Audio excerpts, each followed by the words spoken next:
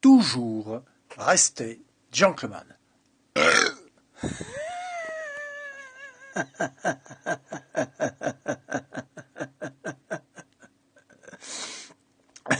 Excusez-moi, je n'ai pas pu m'en empêcher.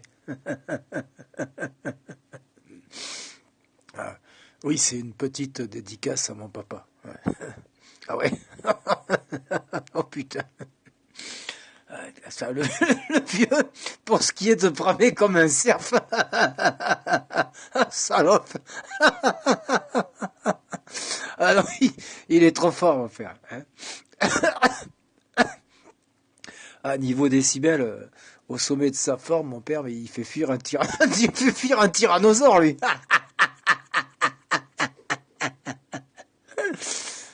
Il gît dans son froc, le gros lézard, si mon père lui rentre à la gueule.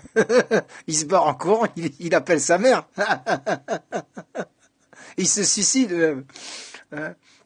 Ah non, parce que, attention, quand il part en aréo, quand il part...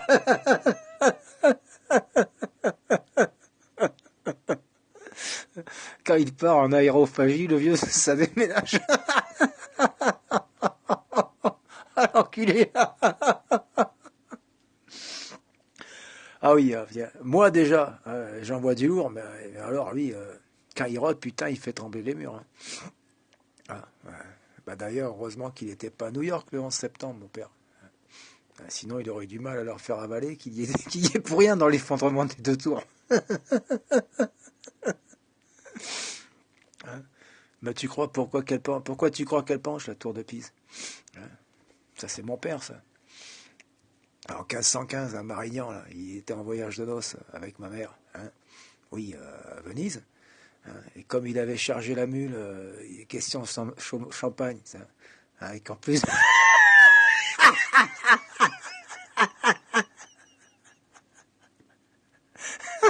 Arrête, Alfredo, oui, je sais, je vais la dire, ta vanne. Mais laisse-moi parler. Attention, parce que c'est vrai qu'elle est bonne, vous allez voir. Donc je recommence. Vous faites pareil, comme si vous n'avez pas entendu. Ah ben, pourquoi tu crois qu'elle pense, la tour de Pise?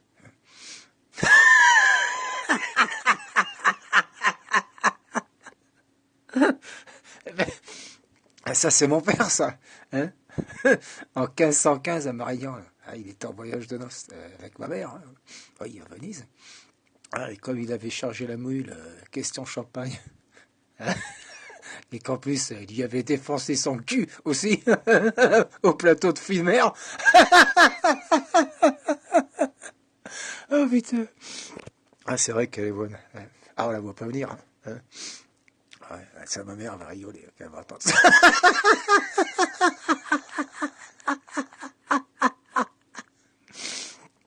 Donc alors, j'ai fini. Si j'arrive. Donc voilà, la tour de Pise, voilà, c'est parce que voilà, donc le lendemain matin, et comme il avait, voilà, le lendemain matin, hein, il a lâché un rototo façon Ben-Hur, hein, et résultat des courses, la tour, elle s'est mangée une inclinaison de plus de 25 ou 30 degrés. Hein. Et pourtant, il y a plus de 350 bornes entre Venise et Pise. Ah oui, parce que c'est à Pise qu'elle est, la tour de Pise. Si tu le sais pas, tu peux pas comprendre. Et c'est pour ça que je t'explique. Ah non, t'inquiète, le petit cours de géographie, c'est cadeau, ça. Allez, on reprend. Toujours rester gentleman. En plus d'être le titre de cet édito, ça c'est la règle.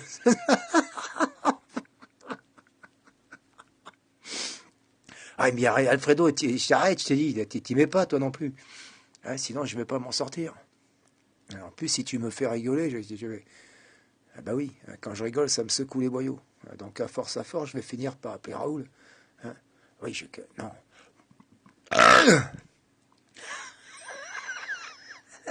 Non, dans l'absolu, hein, je ne suis pas contre l'idée de vomir sur les murs. Hein.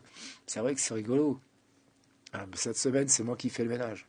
Hein, donc si on peut éviter de refaire la décoration, ça m'arrange. Hein. Ah non, non, non, non, non, désolé. Hein. Eh ben, t'as qu'à te retenir. Hein.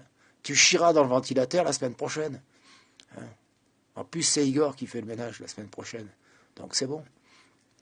Ah ben, il est vulgaire, Igor. Hein. Lui, tu peux balancer de la merde du sol au plafond, il s'en fout. Hein. C'est $, ça, pour lui. Bon allez, assez déconné les copains. Jackie, recale la bande, s'il te plaît. Ah, ben, tout ce qu'il y a avant, là, si, garde-le, ça. Il a raison, Alfredo. On s'en servira pour le bêtisier. Oui, je sais que c'est encore loin, la fin d'année, mais arrête de faire chier, toi aussi. Hein? Donc allez, on recommence tout depuis le début. Toujours rester gentleman. Oui, en plus d'être le titre de cet édito, toujours rester gentleman, ça c'est la règle numéro 1 de l'atelier de chanson potage. Je le jure. Surtout auprès de la gente féminine. À ça, je défie quiconque de pouvoir rapporter la preuve que ne serait-ce qu'une seule fois. Quelqu'un ici a indûment manqué de respect à ces connasses de féministes, là, ces mégères mal baisées, qui sont incapables de concilier le ménage, la vaisselle, la lessive et le repos du guerrier, avec le respect des besoins sexuels légitimes du mâle bienveillant, protecteur et chef de meute. Oui, excusez, mesdames, je vous prie la hardiesse de mon propos, mais en ce moment, il ne se passe pas un jour sans que les médias nous bassinent encore et encore avec leurs histoires de harcèlement sexuel bidon et de soi-disant viol à la mort-moi-le-nœud. Et surtout, le truc qui m'énerve, c'est qu'ils passent leur temps à nous raconter conneries sur conneries, là, sur le pourquoi du comment de la chose. Pourtant, c'est simple, bordel. Le problème, c'est que aujourd'hui, les jeunes, ils n'ont plus aucune éducation. Alors qu'avant, par exemple, quand nous, on était ados, c'est-à-dire au début des années 80, bon, c'est vrai qu'avec les filles, on n'agissait pas toujours en parfait gentleman. Il faut dire la vérité. Mais quand même, on avait conscience que nos femelles, quelque part, c'était des êtres humains, elles aussi. Donc du coup, on limitait nos écarts de conduite à ce que les psychiatres appellent l'humour potache. D'où, oui, le nom de notre belle, noble et grande institution, l'atelier de chansons potache. Par exemple, c'était pour déconner, il n'y avait rien de méchant là-dedans.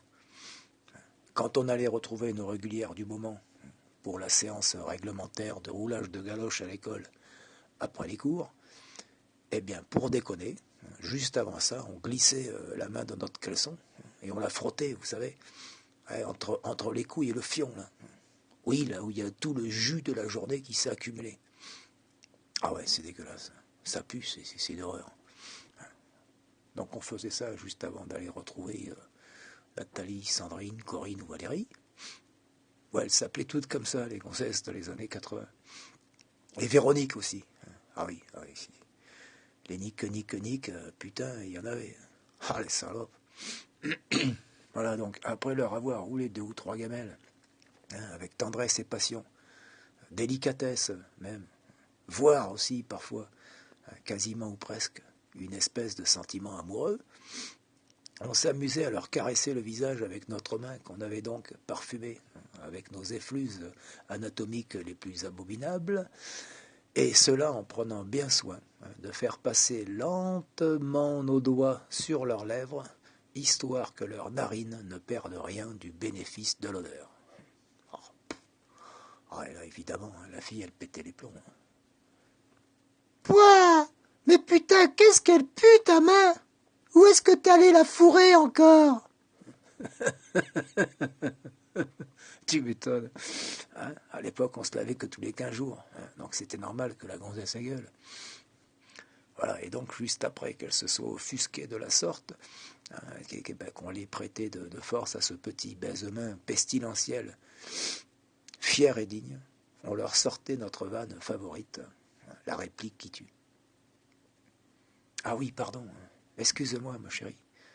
Je me suis gratté le cul tout à l'heure et comme un con, j'ai oublié de me sucer les doigts.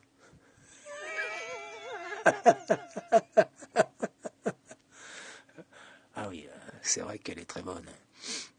Dans la catégorie blague potache, pour faire mieux, il faut s'accrocher. C'est du haut niveau, ça. Du très très haut niveau, même. Ça mérite un Oscar.